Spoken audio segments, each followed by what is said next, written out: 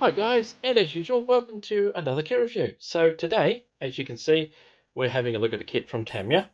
1/35th scale is Tamiya's Sd.Kfz 131 Marder II. This particular kit number for this one is 35060, and it came out in 2023. So it is brand new. I only picked it up just recently. I believe this one cost me around $32 Australian. It's not too bad, reasonable price. That was including postage. This one came out in 1971 originally under kit number MM160. It has been reissued a couple of times since then in 2001 and also 2013. I think all they did was change the box and nothing else. And for 2023, this is part of Tamiya's reissue of some classic kits like the US half tracks, etc., that originally came out in the 70s. So really nice pickup, really good price for this one, I thought. I didn't have one of these back in the 70s, so when I saw this one come up for a reasonable price, I thought, yes, definitely pick this one up. So as you can see, classic Tamiya white box. You do get the two crew figures with this one. The rest of the box, usual Japanese on the side, which is details about the Marder II, etc. On the other side, some classic kits from Tamiya, which is your Tiger 1, Jag Panther, M10, and the KB1. So these are all kits from the 70s. In fact, these type of boxes usually indicated that they were the motorized ones, not just the normal run-of-the-mill statics.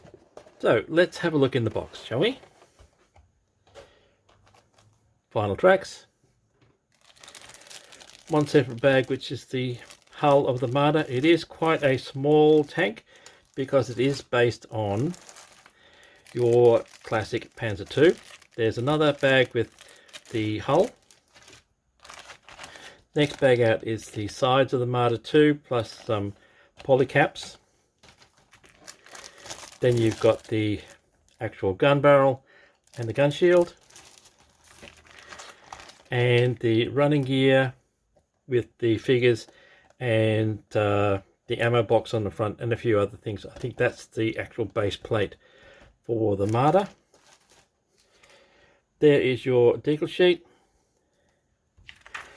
As you can tell, this is a new issue by Tamiya because it does tell you which plastic you can use for radio aerials and which ones you don't. And hints and tips, of course, two sets of instructions as normal, classic Tamiya style.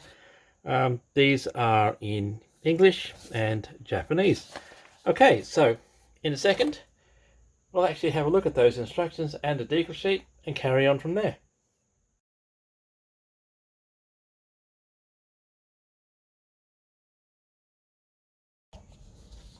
So let's have a look at the instructions. We'll put the Japanese ones aside because unfortunately I can't read Japanese.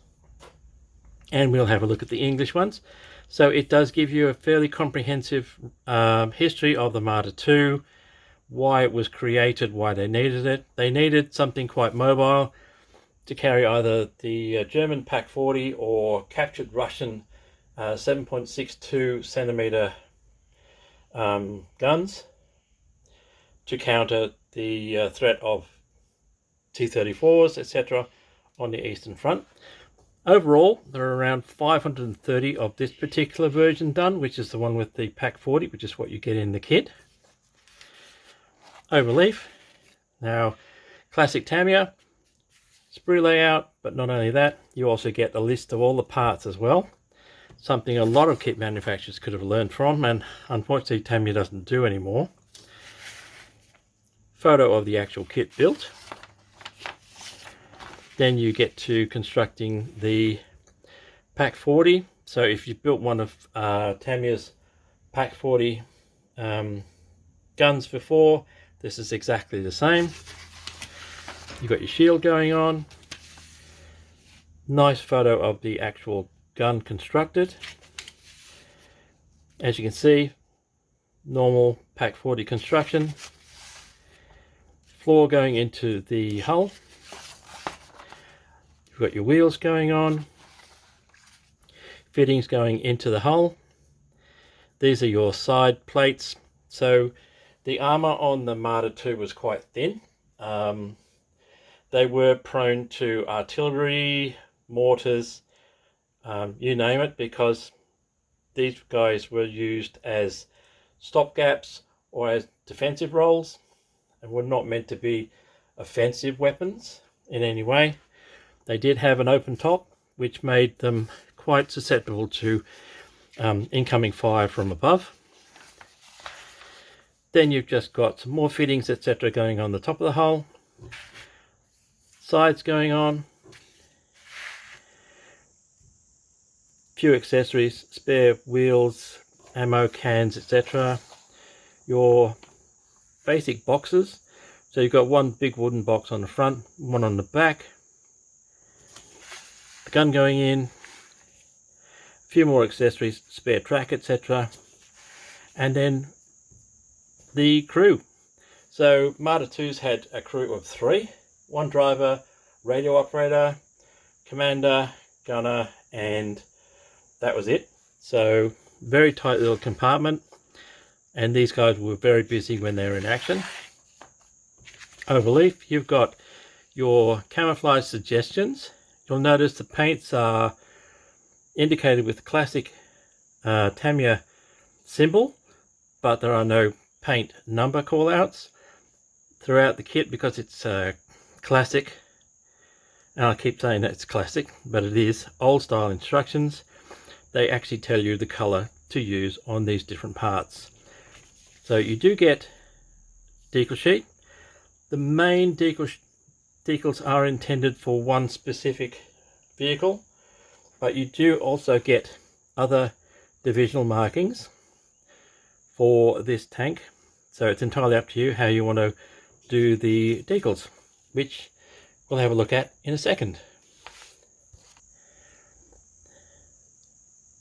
So this particular vehicle was nicknamed, let's see if I can get it right, Kohlenklau, which is basically coal thief, which was a character which was quite famous in Germany back in the 1940s.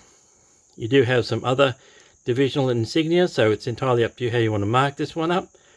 I think I'll probably just build a just with those because I do love those little figures. And let's have a look. It doesn't have a copyright. Yes, it does. There we are. 2001 Tamiya is when these decals are copyrighted. They are brand new decals, by the way, so I wouldn't worry too much about that. But really nice. And of course the kill marks, you can trim those any way you want to. I think there's about 17 on there by a rough look. So that's a pretty high kill. All right, in a second, we will have a look at the actual sprues.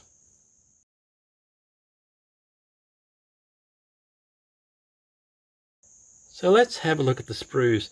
We'll start with the track actually. Really nice and flexible. Very tiny track. It is Panzer II track. You do get polycaps for the wheels, so they do go around because a lot of these kits used to be motorized, including, if I remember rightly, the Panzer II, or you could at least motorize it.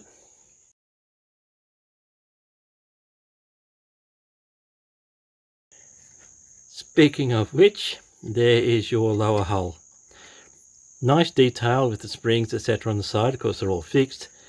But there's your battery compartment. That's where your switch was. The motor and the chassis, axle, etc. The gearbox would have been on the front here. And yes, you could have motorized this little tiny Panzer II. There is on the bottom, on and off. There you go. Really nice. So that brings back memories. I never had a motorized one, but that is very, very old. I do like that though.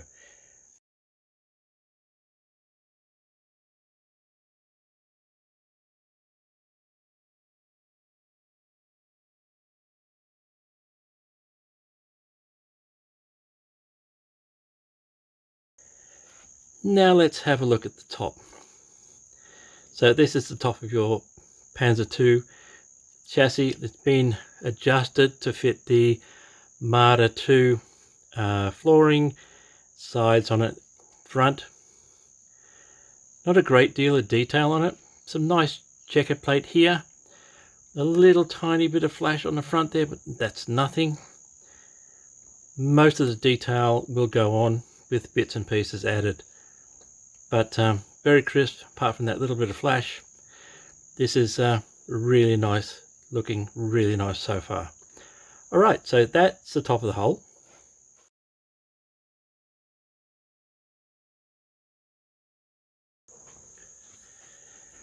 So the first sprue we'll look at is this one. So as you can see, it's the sides of the Marder. Some hull boxes, hull rear, tow cable, near defense MG34. And you might go, well, what is that?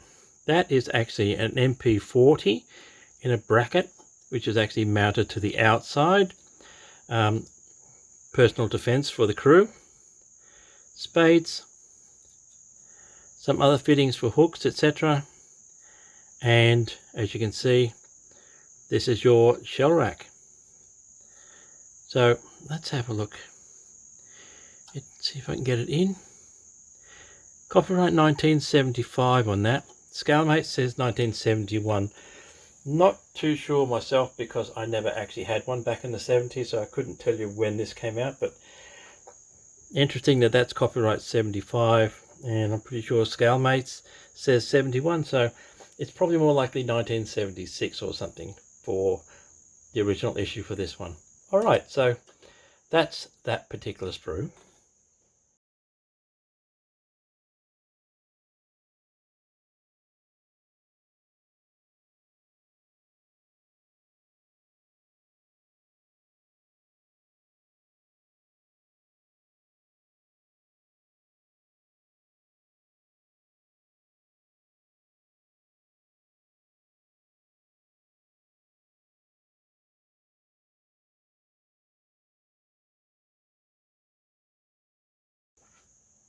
Next sprue out is the Pack 40, and it does say 1975 copyright on there. 2-part barrel, shields. So like I said, if you constructed one of Tamiya's Pack 40s before, this is exactly the same. You do get empty shell cases as well as armed ones. So really nice detail and very simple construction. So I'll give you close-ups of that.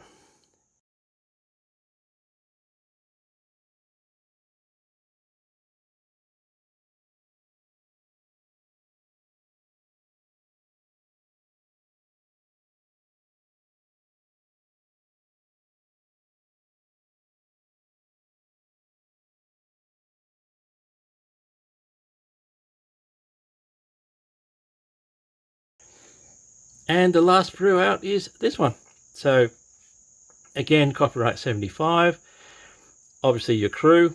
These are the boxes that go front and back on the Marder, the floor, and all your wheels, etc. for the Panzer II.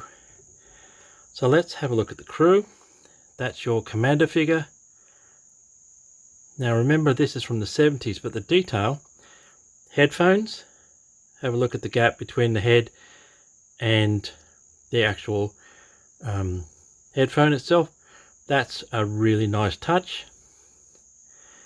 There's your other crew member, gunner loader. The floor with some really nice checker plate detail, and your Panzer II running gear. So really nicely done. The boxes do have a grain look to them, so that's an easy paint up, but very sharp and no flash that I can see at all.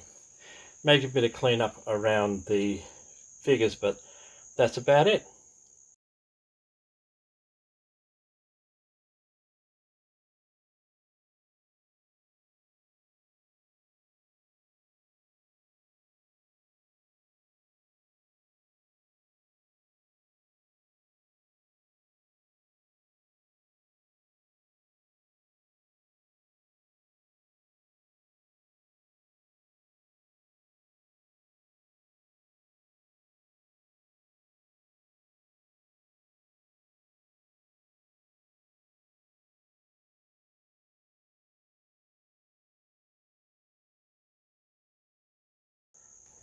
So that brings us to the end of this review.